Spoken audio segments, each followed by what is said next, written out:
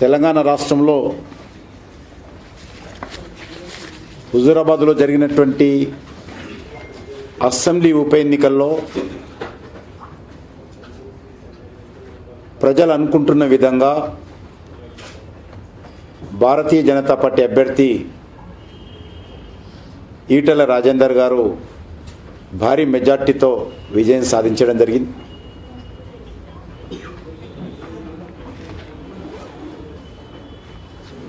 ఇప్పటివరకు అందినటువంటి వివరాల ప్రకారము 21,000 పైచిలుకు మెజార్టీ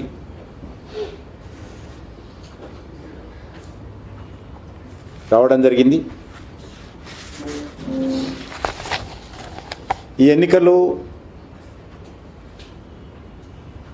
చాలా ముఖ్యమైనటువంటి ఎన్నికలు.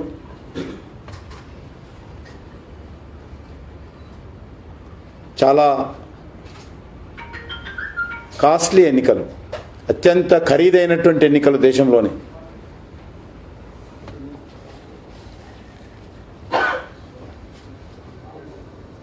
ఎన్నికల్లో ఈటెల రాజేందర్ గారిని ఆశీర్వదించి భారతీయ జనతా పార్టీకి మద్దతు ఇచ్చినటువంటి హుజూరాబాద్ ప్రజానీకానికి మనస్ఫూర్తిగా నా తరఫున, కేంద్ర ప్రభుత్వం తరఫున కృతజ్ఞతలు తెలియజేసుకుంటున్నాం. భారతీయ జనతా పార్టీ విజయానికి క్రెడిట్ ఎవరికైనా ఇవ్వాలి అంటే హుజూరాబాద్ ప్రజలకు ఇవ్వాలి. This credit goes to Huzurabad voters. అక్కడ ప్రజలు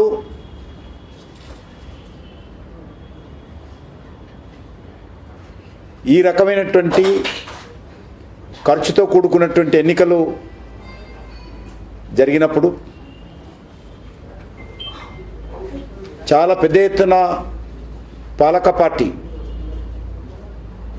అన్ని రకాలుగా ప్రజలను మభ్యపెట్టేటువంటి ప్రయత్నం చేసినప్పటికీ కూడా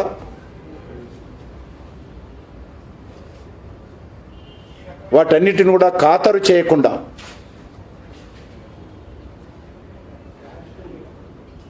బీజేపీకి ఈటెల రాజేందర్ గారికి భారీ మెజార్టీతో గెలిపించడం ఏదైతున్నదో, హుజూరాబాద్ ప్రజలు తెలంగాణ గడ్డ మీద మరొక చరిత్ర తిరిగి రాశారు. తెలంగాణ ప్రజలు ఎప్పుడైనా సరే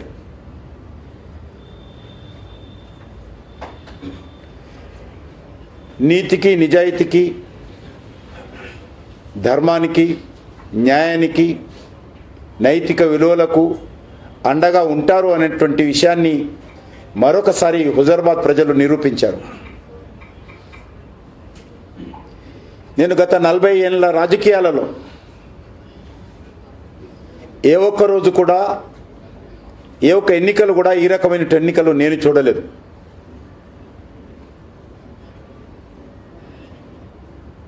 నేను మొత్తము హుజూరాబాద్కు 4 సార్లు వెళ్ళాను.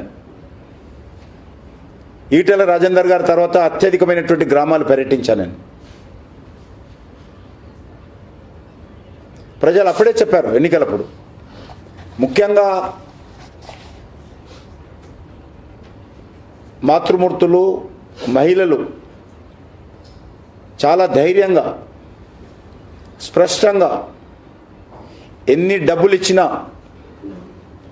ఎన్ని అవరోధాలు ఏర్పాటు చేసినా, ఎన్ని నిర్బంధాలు పెట్టినా, ఎన్ని బెదిరింపులు గురి చేసినా మేము భయపడము, ఖచ్చితంగా ఈటెల రాజేందర్ని గెలిపించుకుంటామని మహిళలు ఘంటాపథంగా చెప్పారు. సర్వేలో కూడా చూస్తే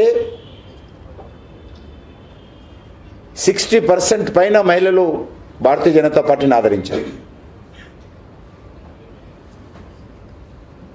పొదుపు సంఘాలకు తెలంగాణలో ఎక్కడి లేని విధంగా రాష్ట్ర ప్రభుత్వము ఇవ్వాల్సినటువంటి పావలా వడ్డీ ఒక హుజూరాబాద్లోనే బ్యాంక్ అకౌంట్లో వేశారు.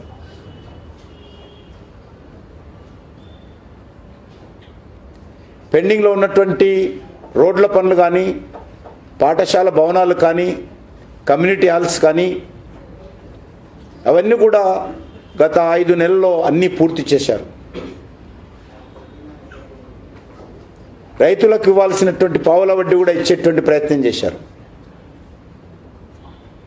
సంక్షేమ కార్యక్రమాలు అయితే పెండింగ్లు ఉన్నాయో అవన్నీ ఇచ్చారు. రేషన్ కార్డ్స్ ఏవైతే ఉన్నాయో హుజూరాబాద్ కోసమే అకౌంట్ ఓపెన్ చేసి కేంద్ర ప్రభుత్వము రేషన్ కార్డ్స్ లేనటువంటి వాళ్ళకి ఇవ్వండి అని ఆదేశాలు ఇచ్చినప్పుడు కూడా హుజూరాబాద్ దృష్టిలో పెట్టుకొని హుజూరాబాద్లో అత్యధికమైనటువంటి రేషన్ కార్డులు ఇచ్చేటువంటి ప్రయత్నం చేశారు.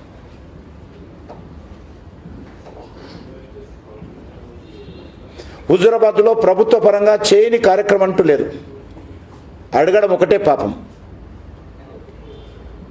అడిగిన ప్రతి విషయాన్ని చేసేటువంటి ప్రయత్నం చేశారు.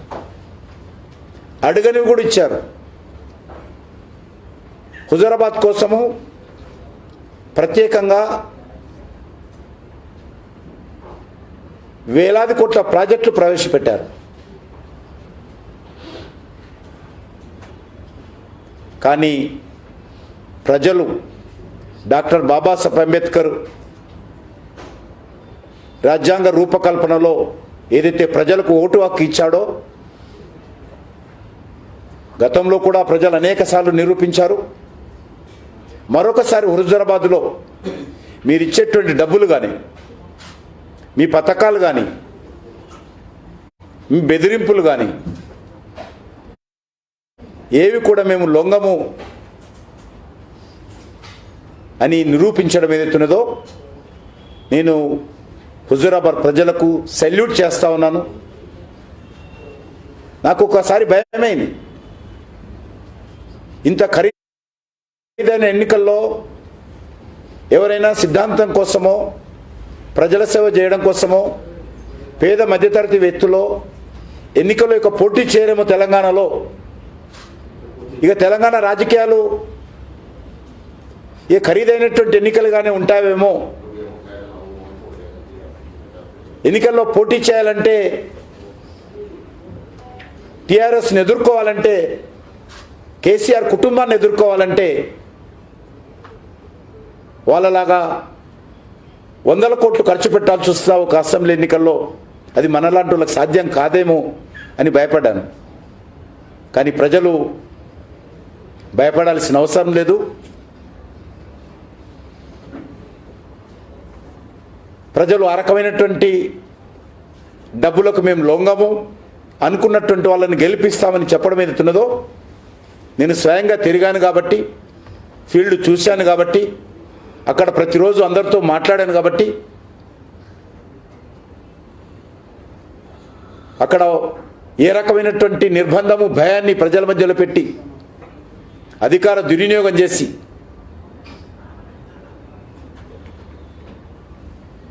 చివరకు ఎన్నికల సిబ్బంది వస్తే కూడా చివరి రోజు పోలింగ్ రోజు ఎన్నికల సిబ్బందిని కూడా మభ్యపెట్టేటువంటి విధంగా భయపెట్టించారు.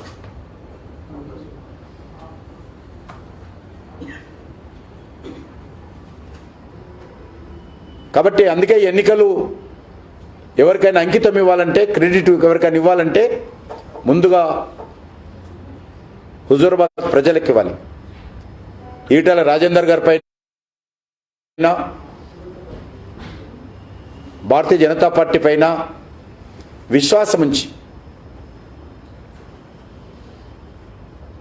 ఈ తీర్పు ఇవ్వడం ఏమవుతున్నదో నిజంగా డాక్టర్ బాబాసాహెబ్ అంబేద్కర్ సంతోషపడతాడు. నైతిక విలువలతో పనిచేసినటువంటి రాజకీయ నాయకులు కూడా సంతోషపడతారు ఈరోజు ఫలితాలు చూసిన తర్వాత. ఇది కుటుంబ పాలనకు ప్రజలు వ్యతిరేకంగా ఇచ్చినటువంటి తీర్పు. ధర్మము, నీతి, నిజాయితీకి పట్టం కట్టారు. అహంకారానికి, అధర్మానికి వ్యతిరేకంగా ప్రజలు తీర్పిచ్చారు.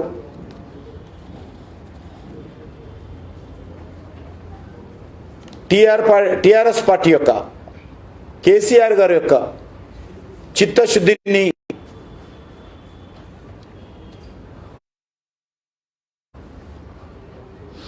చిత్తశుద్ధి పట్ల ప్రజలలో అనుమానాలు ఉన్నాయని మరొకసారి వ్యక్తమవుతోంది.